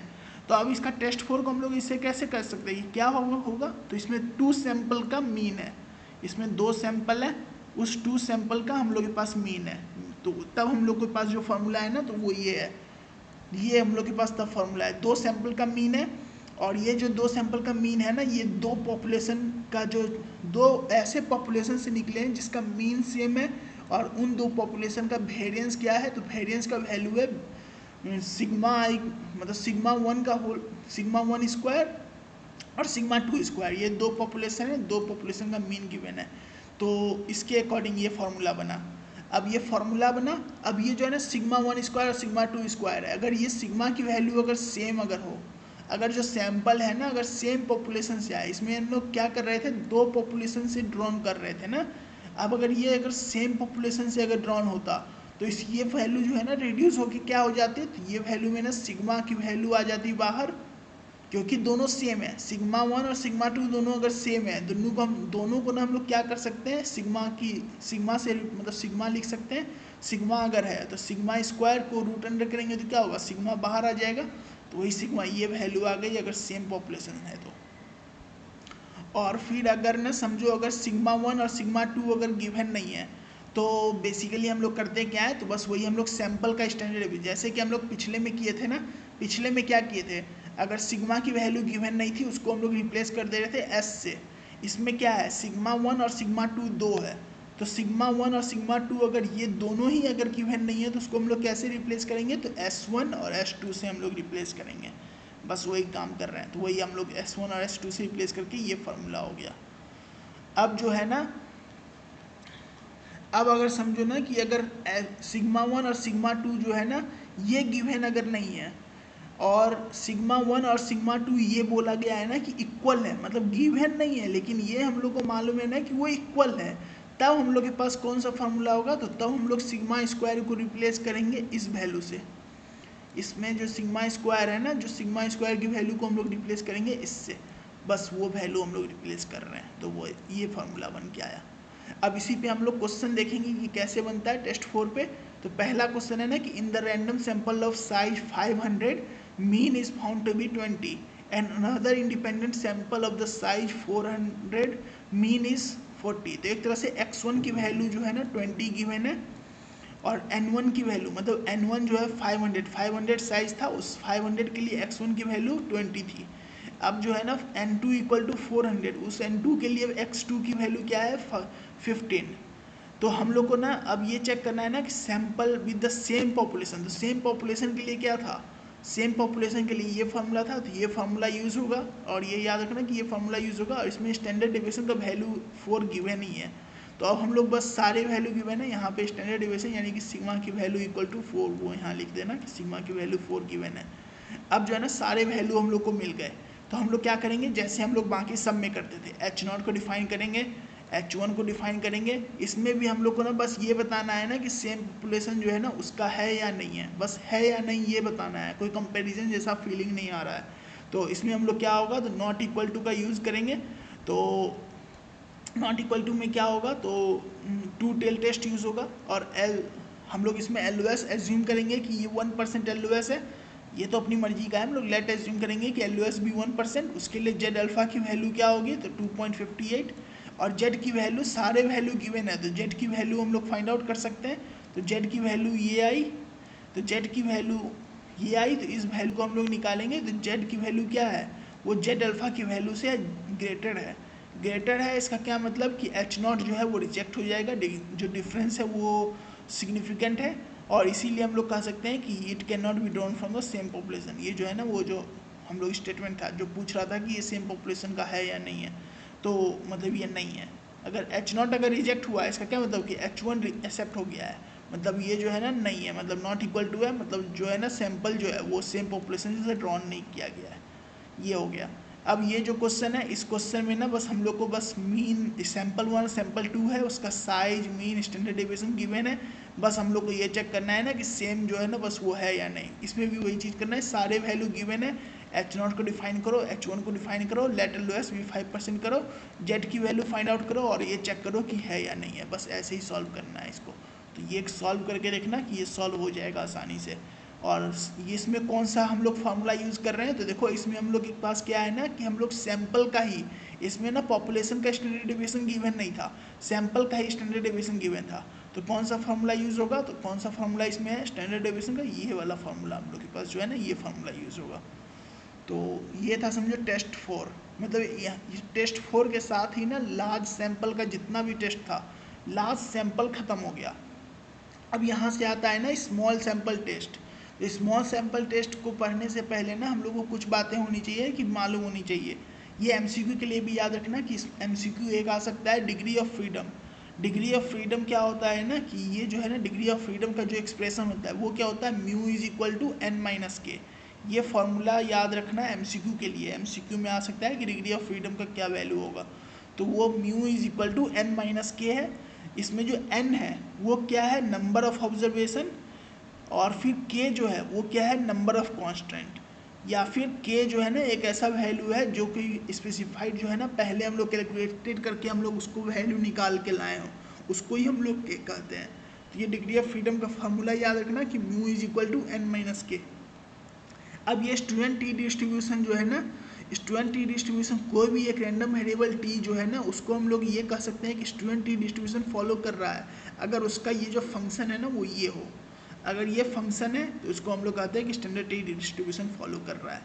अब ये स्टूडेंट टी डिस्ट्रीब्यूशन का ना प्रॉपर्टीज़ क्या क्या है, तो 4 प्रॉपर्टीज़ हैं, और चारों प्रॉपर्टीज़ हम लोग को ना एमसीक्यू के लिए याद रखने हैं, एग्जाम में नहीं आएंगे, सब्जेक्टिव में लिखने के लिए तुमको एमसीक्यू के लिए 4 प्रॉपर्टीज़ याद रखने होंगे। पहला प्रॉपर्टी कि ये जो probability curve of the T distribution जो है ना वो सिमिलर है स्टैंडर्ड नॉर्मल कर्व से। हम लोग पिछले यूनिट में जो स्टैंडर्ड नॉर्मल कर्व पढ़े हैं ना उसी के जैसा सेम सिमिलर है। और सफिशेंटली लार्ज वैल्यू ऑफ फी के लिए ना टी डिस्ट्रीब्यूशन जो है वो टेंड्स करता है स्टैंडर्ड नॉर्मल डिस्ट्रीब्यूशन कर्व के लिए। तो स्टैंडर्ड नॉर्मल डिस्ट्रीब्यूशन कर्व की ओर टेंड करता है सफिशेंटली लार्ज वैल्यू, मतलब भी की वैल्यू अगर बहुत ज़्यादा है ना तो वो एक तरह से स्टैंडर्ड नॉर्मल डिस्ट्रीब्यूशन की तरह ये कर्व बिहेव करता है। फिर तीसरा प्रॉपर्टी जो है ना ये प्रॉपर्टी, तो मीन का जो वैल्यू है, मीन का जो टी डिस्ट्रीब्यूशन का जो मीन है वो वैल्यू क्या है, तो वो 0 है। फिर वेरिएंस की जो वैल्यू है, वेरिएंस का वैल्यू क्या है, तो वो म्यू बाई म्यू माइनस 2। ये फॉर्मूला है समझो। इसमें म्यू जो है वो क्या है, तो वही जो डिग्री ऑफ फ्रीडम था ना म्यू, वही म्यू, ये म्यू है डिग्री ऑफ फ्रीडम, तो degree of freedom by degree of freedom -2। और इसमें ना -2 ये है डिनोमिनेटर में। इसका क्या मतलब है कि mu is not equal to 2 पे ये डिफाइन होगा, क्योंकि म्यू इक्वल टू 2 हो जाएगा तो डिनोमिनेटर में 0 हो जाएगा तो ये अनडिफाइन हो जाएगा, तो वही चीज़ है। अब अगर mu is equal to infinity अगर हो रहा है तो वेरिएंस की वैल्यू क्या होगी, 1 होगी। वो हम लोग निकाल भी सकते हैं कि इसमें हम लोग भी कॉमन लेंगे, और इसमें से भी कॉमन लेंगे तो क्या होगा 1 - 2 अपॉन भी, तो भी आपस में कट गया, और भी की वैल्यू अगर इन्फिनिटी पुट करें तो क्या होगी 1 वैल्यू इसकी हो जाएगी, मतलब ये 2 अपॉन इन्फिनिटी का वैल्यू 0 हो जाएगा। 1 - 0 1, ऊपर में भी 1 है तो 1 डिवाइडेड बाई 1 इक्वल टू 1, तो वो वेरिएंस की वैल्यू 1 हो जाएगी। ये हम लोग के पास कुछ पॉइंट जो है ना एमसीक्यू के लिए याद रखने हैं, और ये यूजेस है, इसकी कोई ज़रूरत नहीं है पढ़ने की। अब जो है ना टी डिस्ट्रीब्यूशन टेस्ट, उसमें ना 2 टेस्ट हैं। पहला टेस्ट है test of significance of difference between sample mean and population mean. Sample mean given हो और पॉपुलेशन गिवन हो, इसमें ना सैंपल मीन नहीं लिख के स्मॉल सैंपल लिखो, क्योंकि हम लोग स्मॉल सैंपल का कर रहे हैं ना, तो small sample mean test of significance of difference between small sample mean and population mean, ये अगर हम लोग को टेस्ट करना है तो उसके लिए फार्मूला क्या है, तो ये फार्मूला है, ये फार्मूला है। इसमें जो एक्स बार है हम लोग को अब जो है ना स्मॉल सैंपल में हम लोग के पास लास्ट सैंपल में क्या था, एक्स बार म्यू ये सब की वैल्यू गिवन होती थी क्वेश्चन में ही। इस वाले में ना तुमको गिवन दे भी सकता है नहीं भी दे सकता है, अगर नहीं गिवन है ना सबकी वैल्यू तो तुम्हें निकालनी होगी सबकी वैल्यू, क्योंकि ये स्मॉल सैंपल है इसकी हम लोग निकाल सकते हैं। छोटी वैल्यू होगी ना, मतलब स्मॉल सैंपल है 10-15 ही ये तो होंगे, मतलब ज़्यादा से ज़्यादा, तो उसकी हम लोग निकाल सकते हैं, इसीलिए हम लोग को निकालने का आ जाता है। तो उसमें एक्स बार करना है, एक्स बार का फॉर्मूला क्या होगा, तो ये है एक्स बार का फॉर्मूला, ये एक समझो पहला एक फार्मूला है एक्स बार का, अगर इससे निकालना है तो इससे निकाल लो, या फिर एक्स बार का ये भी एक फार्मूला है जिसमें ये ए जो है ना ये एक तरह से ये क्या है, एज्यूम्ड मीन, ये एज्यूम्ड मीन है। ये ऊपर में हम लोग नीचे में जाके ये देखेंगे कि ये फार्मूला आया कहाँ से। इसमें ये जो डी आई है ना, डी आई की वैल्यू क्या है, एक्स आई माइनस ए, मतलब जो एक्स आई है ना, जो भी हम लोग के पास सैंपल का जो वैल्यू है एक्स आई, उसमें से हम लोग ए की वैल्यू जो माइनस कर रहे हैं ना, एज्यूम्ड मीन, एक तरह से हम लोग एज्यूम कर लेते हैं उसमें मीन, और उस एज्यूम्ड मीन से ना हम लोग माइनस करते हैं उसको हम लोग, मतलब ये डी आई की वैल्यू है। ये हो गया एक्स आई की मतलब एक्स बार का फॉर्मूला, ये दो जो है ना एक्स बार का फॉर्मूला है। अब एस स्क्वायर का भी ना ये दो फार्मूला है, इसमें मतलब डी वाले यूज़ करके, इसमें हम लोग बिना डी का यूज़ करके, ये दो फार्मूले हैं समझो, बस इसी फार्मूले, बस ये सारे सिंपल फार्मूले हैं, इसके बेसिस पे हम लोग को फाइंड आउट करना है। और फिर ये जो डिस्ट्रीब्यूशन होता है ना, इसमें हम लोग mu is equal to n-1 degree of freedom के लिए हम लोग टी का वैल्यू, मतलब इसमें ना हम लोग पिछले में क्या था, हम लोग जो लास्ट सैंपल था ना उसमें हम लोग जेड अल्फ़ा निकाल रहे थे, एलओएस भी जो है ना उसमें हम लोग जेड अल्फ़ा निकाल रहे थे। इस वाले में क्या करेंगे, हम लोग टी अल्फ़ा की वैल्यू निकालेंगे। तो ये याद रखना कि जो टी अल्फ़ा की जो टेबल तुम्हें एग्ज़ाम में गिवन होगी उसमें ना टी अल्फ़ा की डायरेक्ट वैल्यू नहीं गिवन होती, मतलब अगर तुम्हें अगर 0.5 मतलब 5% का चेक करना है ना, तो 0.05 का कॉलम होगा, उस कॉलम में यहाँ पे म्यू जो है ना, म्यू की वैल्यू कुछ गिवन होगी 1 2 3 4, मतलब 1 2 3 4 करके नीचे तक गिवन होगी। अब तुम्हें जिस डिग्री ऑफ फ्रीडम, तुमको इस क्वेश्चन में क्या होगा ना, एक डिग्री ऑफ फ्रीडम भी फाइंड आउट करना होगा। डिग्री ऑफ फ्रीडम, जिस डिग्री ऑफ फ्रीडम के लिए तुम्हें वैल्यू चाहिए उस डिग्री ऑफ फ्रीडम के लिए अलग वैल्यू होगी ये 5% की। 5% की वैल्यू डिग्री ऑफ फ्रीडम पे भी इसमें डिपेंडेंट होती है, डिग्री ऑफ फ्रीडम जैसा होगा उसके अकॉर्डिंग ये 5% की वैल्यू चेंज होगी। तो जिस डिग्री ऑफ फ्रीडम का तुम्हें ज़रूरत है उसका हम लोग यूज़ करके उसको हम लोग वैल्यू निकालेंगे। अब जो है ना, जो कैलकुलेटेड टी की वैल्यू जो है, अगर वही सेम चीज़ जैसा हम लोग के पास जेड की वैल्यू थी ना, Z is less than equal to Z alpha, वही सेम चीज़ हम लोग इसमें अब हो रहा है कि अगर वो लेस देन अगर होगा तो एक्सेप्टेड होगा, एल्स रिजेक्टेड होगा। अब इसी में 95% कॉन्फिडेंस लिमिट भी जैसे हम लोग सॉल्व करते थे वैसे ही सॉल्व कर रहे हैं। और इसमें ना बस एक चीज़ देखोगे कि तुम जो है ना, यहाँ पे हम लोग पिछले में क्या कर रहे थे, 1.96 पुट कर दे रहे थे, इसमें 1.96 हम लोग पुट नहीं कर रहे हैं। देखो अंतिम तक हम लोग ना 1.96 पुट नहीं कर रहे हैं, क्यों, क्योंकि ये जो 0.05 है ना, क्या बोले थे कि ये जो 0.05 है इसके साथ एक म्यू भी रहेगा, मतलब डिग्री ऑफ फ्रीडम भी रहेगा, तुम्हें उस डिग्री ऑफ फ्रीडम के लिए निकालना है। तो इसलिए ये डिग्री ऑफ फ्रीडम जो है ना, ये क्वेश्चन पे डिपेंडेंट करता है कि क्वेश्चन में डिग्री ऑफ फ्रीडम कितना गिवन है। जो क्वेश्चन में डिग्री ऑफ फ्रीडम गिवन होगा ना उसके अकॉर्डिंग ये हम लोग वैल्यू निकालेंगे, तो उसके अकॉर्डिंग ये कॉन्फिडेंस लिमिट का फॉर्मूला बनेगा। तो ये बस हम लोग के पास फॉर्मूला है। अब इसमें क्वेश्चन कैसे बनते हैं, तो पहला क्वेश्चन समझो, देखो कि test mode of the breaking strength of the 10 piece, 10 piece का जो है ना टेस्ट ब्रेकिंग स्ट्रेंथ गिवन है मेटल का, 578, 572, 570, 568, 572, 570, 570, 572, 596, 582, ये गिवन है हम लोग के पास। 572 यहाँ नहीं है, 592 हो गया। और फिर test if the breaking strength of the wire can be assumed as, मतलब ये हम लोग को चेक करना है कि ये एज्यूम्ड है, मतलब एक तरह से ना म्यू हम लोग को ये गिवन है कि ये जो है ना, ये हम लोग को बताना है ना कि ये इतना है कि नहीं है, ये चेक करना है। तो म्यू की वैल्यू ये गिवन है। अब इसमें से ना हम लोग एक्स बार की वैल्यू अपनी मर्जी से हम लोग किसी भी फॉर्मूला का यूज़ से बना सकते हैं। तो वो जो हम बताए थे ना कि ए प्लस ये जो वैल्यू है ये कैसे आई थी, वो देखो इसी से आई थी। यहाँ पे देखो इसमें जो है ना, लेट एज्यूम करेंगे ए बी, ये जो एज्यूम्ड मीन है ना, नॉर्मली हम लोग कोई भी ले सकते हैं, लेकिन नॉर्मली हम लोग क्या करते हैं, जो लोएस्ट वैल्यू है, ये जो 10 सैंपल है, इस 10 सैंपल में जो सबसे कम वैल्यू है 568 सबसे कम था, इसको उठाए और सबसे हाईएस्ट वैल्यू है तो 596 सबसे हाईएस्ट वैल्यू है, तो इसको उठाए और इन दोनों को डिवीजन करके ए की वैल्यू हम लोग फाइंड आउट किए। ये हो गया समझो ए का वैल्यू। अब ऐसे ही ना हम लोग के पास अब ये ए का वैल्यू आया, इस ए की वैल्यू से ना हम लोग टेबल बनाएंगे एक्स आई डी आई और डी आई स्क्वायर की। इसमें डी आई की वैल्यू क्या है तो एक्स आई माइनस ए, तो एक्स आई का तो जितना जो भी वैल्यू है वो वैल्यू हम लोग लिख लिए, जितने भी वैल्यू थे ना सारे वैल्यू लिख लिए। अब वैल्यू लिखने के बाद D I is equal to x I minus a, यानी कि एक्स आई माइनस 582 जो ए की वैल्यू आई है वो करेंगे, तो 578 minus 582 equal to -4, 572 minus 582 equal to -10। ऐसे ही हम लोग सारे वैल्यू फिल करेंगे माइनस करके। अब इसी की जो है ना ये जो वैल्यू है इसका स्क्वायर यहाँ पे लिख रहे हैं, ये इसका स्क्वायर, और सबको सम करके निकालेंगे। ये सम इक्वल टू इतना आया, इसका सम इक्वल टू इतना आया। अब जो है ना एक्स बार निकालना था, एक्स बार का ये फॉर्मूला था ना, जो एक्स बार का फॉर्मूला, ये फॉर्मूला हम लोग के पास कैसे आया था ना, तो वो एक्स बार का इस फॉर्मूला से ही आ गया था कि इसको हम लोग ऐसे करके लिख सकते हैं। एक्स आई को अगर हम लोग अगर मतलब डी आई की जो है ना, डी आई को हम लोग अगर ये लिए हुए हैं तो एक्स आई हम लोग क्या लिख सकते हैं, डी आई प्लस ए। तो इसी में जो ये जो फॉर्मूला था ना, इसी फॉर्मूला को हम लोग चेंज किए, इसी फार्मूला को हम लोग बस चेंज किए, तो बस वो ऐसे से मतलब ये फार्मूला बन के आ गया। तो ये एक्स बार का फार्मूला है, इस फार्मूला को हम लोग यूज़ करेंगे, इस फार्मूला को यूज़ करेंगे। एज्यूम्ड मीन जो है ना 582 है। अब इसी फार्मूला में ना बस 1/n, तो 1/n यानी कि 1/10 और सिग्मा डी आई यानी कि ये जो वैल्यू है सम करके कितना आया -68, तो 1/10 इंटू -68 ये वैल्यू आया, तो ये आ गया समझो एक्स बार की वैल्यू। ऐसे ही एस स्क्वायर की वैल्यू था, एक्स स्क्वायर का भी फॉर्मूला था ना, ये देखो एस स्क्वायर का ये जो फॉर्मूला था डी वाला, एस स्क्वायर का जो डी वाला फॉर्मूला था, ये फॉर्मूला हम लोग यूज़ करेंगे। तो एस स्क्वायर का यही फॉर्मूला हम लोग यूज़ किए। अब इस फॉर्मूला को यूज़ करके एस स्क्वायर की वैल्यू निकाले और एस स्क्वायर से हम लोग एस की भी वैल्यू निकाल लिए, क्योंकि हम लोग को एस की वैल्यू चाहिए।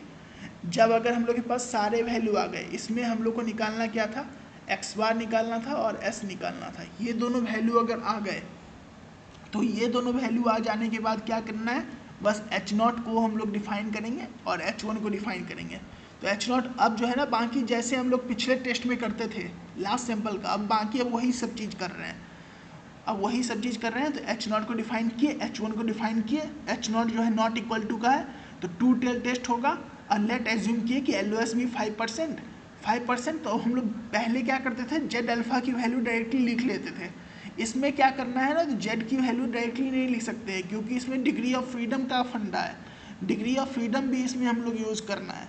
तो डिग्री ऑफ फ्रीडम के लिए क्या होगा 5%। अब डिग्री ऑफ फ्रीडम का फॉर्मूला क्या होता है, ये जो डिग्री ऑफ फ्रीडम है ना, इसमें ऊपर में देखो, इसके लिए फॉर्मूला क्या है, डिग्री ऑफ फ्रीडम का फॉर्मूला है n-1, ये फॉर्मूला है।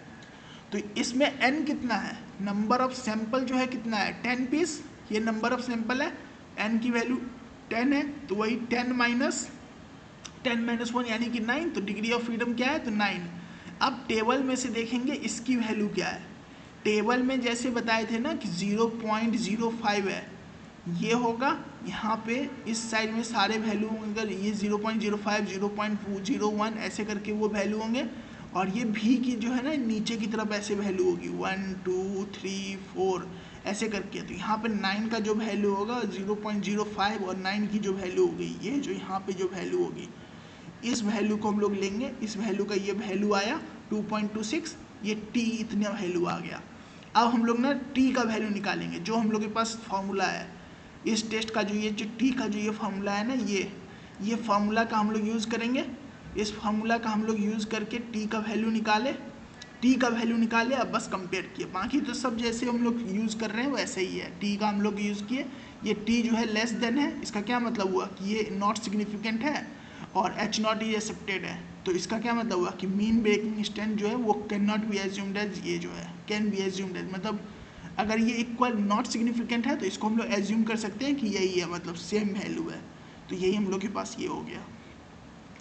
अब ऐसे ही जो है ना, अब ऐसे ही ये दूसरा क्वेश्चन है, दूसरा क्वेश्चन में क्या है, हम लोग के पास जो है ना बल्ब है, उसका जो है ना मीन जो लाइफ है वो गिवन है, 10 सैंपल 25 बल्ब है, उस बल्ब का ना मीन लाइफ हम लोग के पास गिवन है 1550 आवर, और उसका स्टैंडर्ड डेविएशन में गिवन है 120 आवर, और कंपनी जो है ना ये क्लेम कर रहा है कि 1600 आवर वो चलेगा। अब ये क्लेम एक्सेप्टेबल है या नहीं वो चेक करना है। तो अब जो है ना इसमें एक तरह से कंपेयर जैसा फीलिंग आ रहा है कि इसमें ना हम लोग को ये बताना है ना कि क्लेम जो है वो एक्सेप्टेबल है नहीं या नहीं। और इसमें बल्ब का है ना कि बल्ब का जो मीन लाइफ है, तो एक तरह से क्लेम एक्सेप्टेबल कब होगा, कंपनी का क्लेम एक्सेप्टेबल कब होगा, जब अगर हम लोग के पास कोई सैंपल है ना, उस सैंपल का जो मीन होगा वो लेस देन अगर हो जाए इस कंपनी का क्लेम से, तभी हम लोग कह सकते हैं ना कि कंपनी का क्लेम एक्सेप्टेबल है। मतलब एक तरह से कि कंपनी का जो ये क्लेम है, ये क्लेम ज़्यादा हो जाए। एक तरह से यही हुआ ना कि ये जो हम लोग वैल्यू निकाल रहे हैं, ये वैल्यू जो है ना कंपनी का क्लेम से छोटा हो, मतलब कंपनी का क्लेम जो है ना, mean of the claim is more than the sample, then तभी हम लोग इसको एक्सेप्टेबल कहेंगे। तो वही चीज़ हम लोग यूज़ कर रहे हैं और उसी के लिए हम लोग अब टी नॉट को लेट एज्यूम करेंगे। सारे वैल्यू गिवन ही थे तो हम लोग बस डायरेक्टली स्टार्ट किए एच नॉट से। अगर गिवन नहीं होते तो हम लोग को फाइंड आउट करना होता एस बार और एस को हम लोग फाइंड आउट करना होता। ये सारे गिवन थे तो गिवन ही है तो बस डायरेक्टली हम लोग निकाल सकते हैं एच नॉट एच वन सब वैल्यू को निकाल सकते हैं। Let L O S be 5%, T of 0.05 और म्यू इक्वल टू ये जो है ना वन टेल टेस्ट, ये लेस देन है तो वन टेल टेस्ट। अच्छा ये एक लास्ट चीज़ है ना जो इस चैप्टर के लिए इम्पोर्टेंट है कि ये जो है ना वन टेल टेस्ट के लिए हम लोग यूज़ कर रहे हैं। यहाँ पे लेस देन का सिंबल है, इसका क्या मतलब कि वन टेल टेस्ट के लिए यूज़ कर रहे हैं। वन टेल टेस्ट का जब बात आया ना कि एल ओ एस भी 5%, तो ये याद रखना कि हम लोग एल ओ एस जो है मतलब वन टेल टेस्ट के लिए 0.05 का जब निकाल रहे हैं, मतलब 5% का जो वन टेल टेस्ट निकाल रहे हैं उसकी वैल्यू इक्वल होगी 10% of the two tail test से, मतलब दुगुना हो जाती है। मतलब एक तरह से ये है ना कि 5% जो है अगर वन टेल टेस्ट के लिए है, ये अगर वन टेल टेस्ट के लिए अगर 5% है तो वो वैल्यू होगा इक्वल 2 इंटू 5%, यानी कि 10%। 2 इंटू मतलब डबल हो जाता है, ये जो है ना डबल हो जाता है 2 इंटू 5% का टू टेल टेस्ट के लिए। ये जो टू टेल टेस्ट है ना उसके लिए। अब तुम लोग ये पूछोगे ना कि ये टू टेल टेस्ट में करने का जरूरत ही क्यों था, क्योंकि हम लोग के पास जो टेबल गिवन है वो टू टेल टेस्ट के लिए गिवन है। हम लोग के पास वन टेल का कोई टेबल नहीं है, तो वन टेल को हम लोग को टू टेल में पहले कन्वर्ट करना ही पड़ेगा किसी में भी हो। अब ये 0.05 था ना, इसमें अगर ये 1% अगर होता 0.01, तब हम लोग क्या करना होता, तो 0.02 मतलब टू टेल टेस्ट में इसका वैल्यू क्या होगा 0.02 के लिए हम लोग को चेक करना होगा। ऐसा मतलब ये इसमें यूज़ होता है। तो ये जो है ना बस इसकी वैल्यू हम लोग निकाल लेंगे। इसमें देखोगे कि ये म्यू की वैल्यू 24 कैसे आई, तो म्यू की वैल्यू जो है ना 24 मतलब 25 जो है ना टोटल सैंपल थे, तो 25 -1 जो ऊपर में n-1 था ना, वही चीज़ हम लोग यूज़ कर रहे हैं। तो बस वही हम लोग के पास टी की वैल्यू निकाल लिए, टी की वैल्यू को कंपेयर कर लिए, बस यही हम लोग के पास सॉल्व हो के आया। अब जो है ना टेस्ट टू में क्या करने हैं, पहला टेस्ट में क्या कर रहे थे, सैंपल मीन और पॉपुलेशन मीन था, वो हम लोग कंपेयर कर रहे थे। अब टेस्ट टू में क्या होगा, तो इसमें दो मीन का सैंपल होगा, मतलब sample mean of the to sample, दो सैंपल का मीन है, उससे हम लोग उसका हम लोग डिफरेंस चेक कर रहे हैं, तो उसका ये फॉर्मूला है, ये फार्मूला है। इस फार्मूला में ना डिग्री ऑफ फ्रीडम का फार्मूला क्या होगा, तो इसमें दो सैंपल है, मतलब n1 होगा साइज और एक का n2, तो डिग्री ऑफ फ्रीडम क्या होगा n1 + n2 - 2, ये है डिग्री ऑफ फ्रीडम इसका टेस्ट 2 वाले का। अब इसी में अगर n1 = n मतलब n1 = n2 = n हो जाए, अगर मतलब दोनों अगर जो सैंपल का साइज जो है ना सेम हो जाए, तो फार्मूला को रिड्यूस करके हम लोग ये लिख सकते हैं, ये है फार्मूला हम लोग बस रिड्यूस करके, तब उसका जो है ना फ्रीक्वेंसी मतलब डिग्री ऑफ फ्रीडम क्या हो जाएगा 2n - 2। अब जो है ना n1 = n2 हो जाए, और अगर वो ना अगर एक दूसरे से एसोसिएटेड हो, मतलब अगर पेयर वाइज हो, x1 और x2 जो है ना वो एसोसिएटेड हो, यहाँ पे x1 और x2 नहीं है, y होगा, मतलब x एंड y जो है ना अगर एसोसिएटेड है दो वे में, तब हम लोग जो x0 एज्यूम करेंगे ना वो क्या होगा डी बार से हम लोग डिनोट करेंगे। डी बार का वैल्यू क्या होगा x बार माइनस y बार। एक तरह से हम लोग ये समझो ना कि x0 है, x0 मतलब h0 है, h0 को हम लोग क्या करते हैं x बार और y बार, इससे हम लोग डोनेट कर सकते हैं। तो एच बार को इसमें हम लोग क्या है, फर्स्ट सैंपल का मीन, वाई बार क्या है, सेकेंड सैंपल का मीन। तो इसको अगर इक्वल होगा ना एच नॉट में इक्वल होगा, तो इसका क्या मतलब है, इक्वल को अगर हम लोग इस साइड लाएंगे तो क्या होगा, X bar minus Y bar is equal to 0। तो X bar minus Y bar को ही हम लोग डी बार से डोनेट कर रहे हैं, D bar is equal to 0, बस वही चीज़ कर रहे हैं। अब इसमें भी जो फार्मूला बनेगा, तो फार्मूला क्या होगा, ये फार्मूला बन जाएगा। और इसमें अगर म्यू की वैल्यू है, वो म्यू की वैल्यू ये होगी, मतलब जो डिग्री ऑफ फ्रीडम की वैल्यू है वो ये होगी। अब इसमें ना डी आई की वैल्यू जो वही जो अभी हम लोग कर रहे थे ना, डी की वैल्यू, तो डी आई की वैल्यू क्या होगी, एक्स आई माइनस वाई आई, ये डी आई की वैल्यू होगी। और स्टैंडर्ड डिविएशन की वैल्यू ये होगा। बस ऐसे ही हम लोग सॉल्व करेंगे। तो ऐसे ही ये क्वेश्चन है, इस क्वेश्चन में हम लोग को ऐसे ही सॉल्व करना है बस। इसमें तो मतलब ये वाला यूज़ नहीं होगा, ये जो फार्मूला है इसका यूज़ नहीं होगा, क्योंकि ये तो डायरेक्ट फार्मूला, मतलब ये तो डायरेक्ट क्वेश्चन है, पहला फार्मूला से हम लोग को यूज़ करने वाला। ये जो पहला फार्मूला है ना, इस फार्मूला का यूज़ करके ये बनेगा। तो इसके लिए क्या करेंगे, सैम्पल 1 के लिए अलग से हम लोग, सैम्पल 1 के लिए एक्स बार और मतलब x1 बार और फिर h2 स्क्वायर, ये हम लोग निकालेंगे सैम्पल 1 के लिए। तो वही देखो, वही चीज़ निकाले हैं, x1 बार और h2 बार। और ये जो है ना कैसे निकाले, ये जो है ना हम लोग जो कैसे निकाले, उसके लिए ये पहला एग्जाम्पल देखना, सैम्पल मतलब टेस्ट 1 का ऐसे ही करके निकाले हैं, प्रोसेस सेम है सैंपल निकालने मतलब मीन निकालने का। ये बस सब ये है, इसको फिर सैंपल 2 का निकाले, सैंपल 2 का निकाले, और बाकी सारे बस सेम प्रोसीजर फॉलो करते हुए टी इज इक्वल टू का वैल्यू का ये फार्मूला मतलब फार्मूला था, ये फार्मूला में वैल्यू पुट करके टी की वैल्यू निकाले, टी की वैल्यू को कंपेयर किए उससे, अगर कंपेयर की ये लेस देन आया इसीलिए एक्सेप्टेड होगा, और वो डिफरेंस जो है नॉट सिग्निफिकेंट है, ऐसे सॉल्व हुआ। अब ये जो क्वेश्चन है ना, ये है वो क्वेश्चन जिसके लिए ये जो डी बार की जो वैल्यू थी, ये जो था ना सेकेंड केस, ये है एक वो क्वेश्चन। इसमें देखो जो इसमें ना रिलेटेड का जो था, वो रिलेटेड का इसमें जिक्र आएगा। इसमें जो है ना एक तरह से क्या है कि हम लोग एक कोर्स का ना बात कर रहे हैं कि वो कोर्स देने से पहले मार्क कितना था, कोर्स देने के बाद मार्क कितना है।